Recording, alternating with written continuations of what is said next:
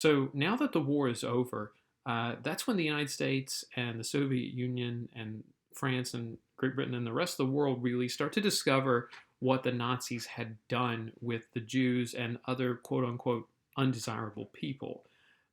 That's where they discovered the concentration camps and the horrors that go on there.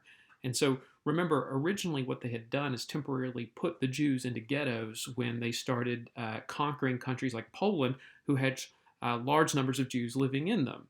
And they start building these camps. And some of these camps you see here are just concentration camps. And when we call them concentration camps, we mean a concentration of people in an area where it's not meant to house that many people. But some of these are considered death camps. A lot of the concentration camps, they're using the Jews and other people for slave labor. At the death camps, they are largely about simply killing them. If they can get work out of some, that's fine. But at the same time, their goal, the part of the final solution, is to exterminate these people. And the Nazis are going to do some awful things in the process. The way in which they do that is gassing these people. They started finding out that simply shooting these people was not efficient enough. And it's scary to even think about them having that conversation. But what you see here is a giant shower room where they herded people in immediately after they arrived at a concentration camp. And they made them think they were just going to give them a shower, but the reality was the shower heads would introduce poison gas into the room, and the people would die within minutes. The bodies would be carted out later to what we called crematoriums. These bodies were put in the crematoriums, and the crematoriums were basically a giant furnace where they would burn the bodies. And you'd have giant smokestacks at these concentration camps, and these smokestacks would be churning all day long. The efficiency of it was frightening. If a concentration camp was running well on a given day, they could kill and burn the bodies of up to 7,000, sometimes 8,000 people in a single day. And that's terrifying.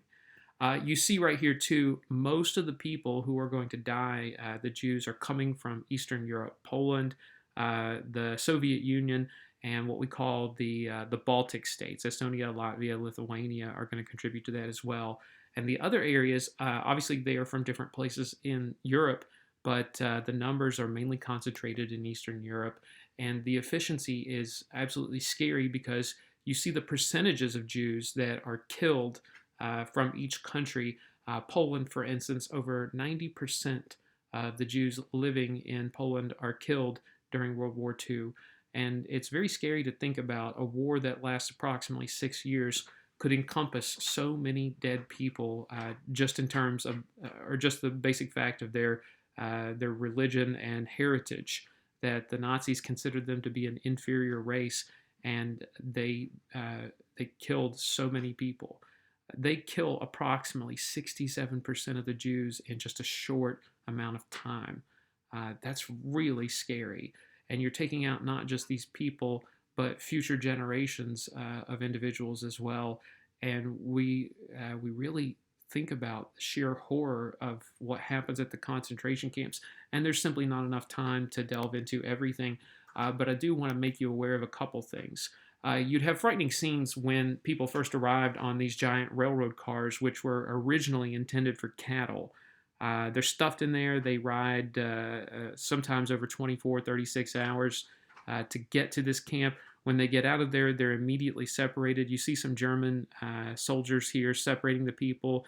Individuals were separated into two lines. The people who were youthful enough to where they could work, healthy enough to work, would go in one line, and people who were either too old, or if you were a small child, they would send you to the gas chamber immediately.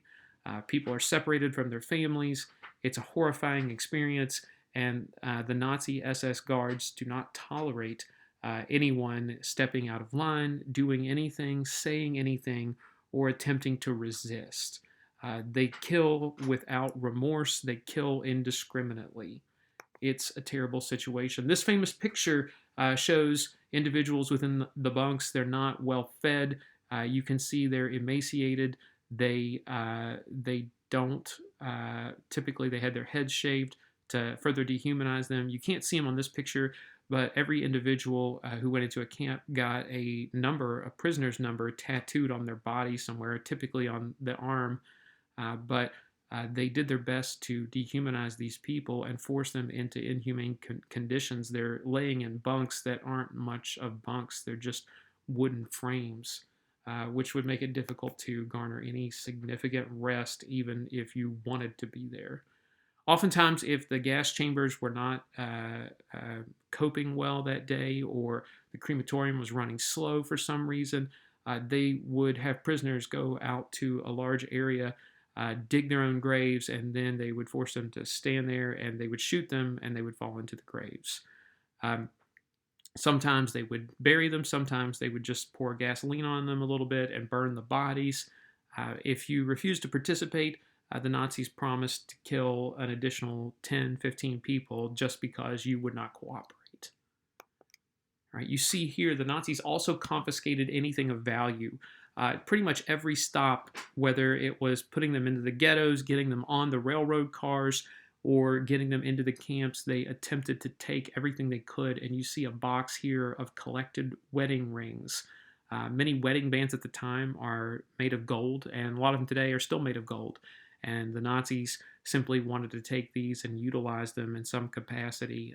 They would have them melted down and put into, either made into new jewelry, be given to the government itself, but the Jews, they understood, would not need it.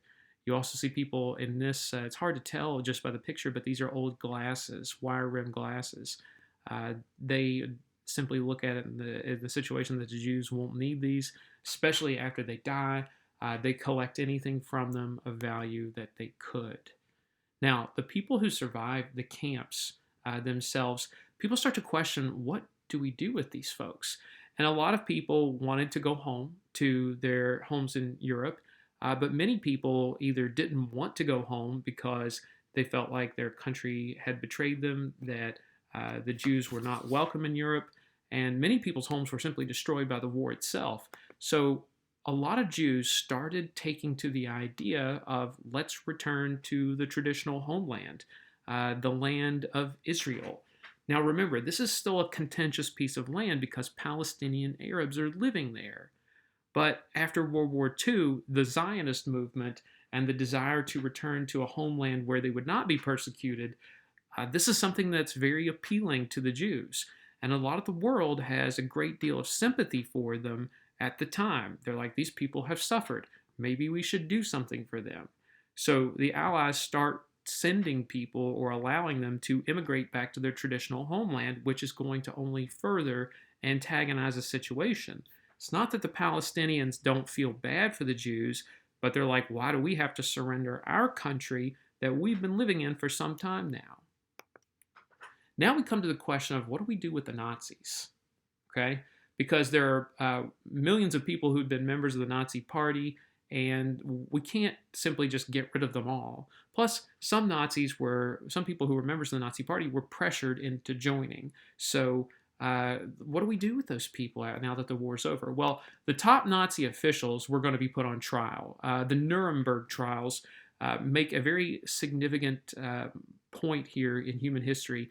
You get a sense where in the past, countries, whatever a country did with its own people is their business.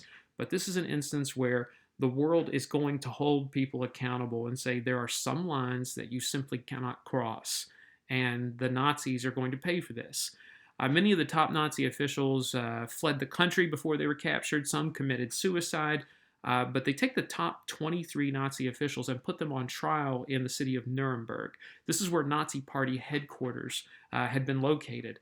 And so they put them on trial there on a purpose. They invite the media in. They want all the documentation to be made fully available for everyone to see, so that they know that we're not just punishing these people because they lost the war. We're punishing them because what they did to other human beings. That they rounded up people and put them in concentration camps and attempted to commit what is now called a genocide. And that word didn't even exist in the time period.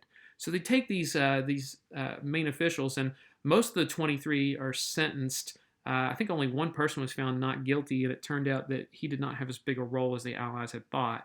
but they're sentenced to either life in prison or death, and they want to make an example out of these folks. Members of the SS, the Schutzstaffel, Hitler's basically personal bodyguard, the ones who were the hardcore believers in the Aryan doctrine and the Nazi ideals. Many of those people are in prison for long periods of time. So the more hardened Nazis, the ones who are committing the atrocities, these individuals are going to be punished for what they did. But what do we do with the rest of Germany? That's a good question.